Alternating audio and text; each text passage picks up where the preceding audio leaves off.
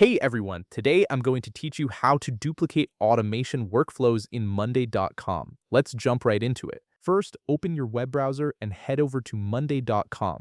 Once you're on the site, go ahead and log in with your credentials to access your workspace. After logging in, you'll land on your main dashboard where all your boards are visible. Now look over to the left sidebar of your screen. You'll see a list of your boards displayed there. Click on the board where you want to duplicate the automation. This takes you directly into that specific board's workspace where all your tasks and workflows are located. Once you're inside the board, direct your attention to the upper right corner of the screen. You'll notice a button labeled Automate. Click on this button to access the Automation Center. This is where Monday.com stores all your existing automations and allows you to create or modify workflow rules for your board. When the automation panel opens, make sure you're on the Manage tab. This tab displays all the automations currently active or available on your board, giving you a clear view of what workflows are already set up and running. Now find the specific automation you want to duplicate from the list, hover your mouse over that automation, and you'll see a three-dot menu appear right beside it.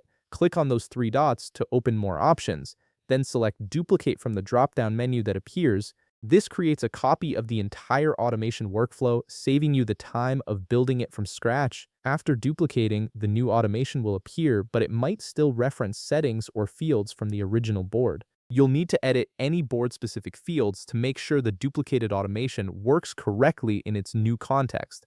This includes triggers, actions, columns, or target groups that might differ between boards. Click on each editable field within the automation and select the correct value from the drop-down options.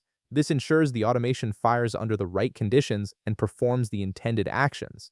Once you've adjusted all the necessary fields and confirmed everything looks right, click Create Automation. This finalizes the duplicated workflow and activates it on your board.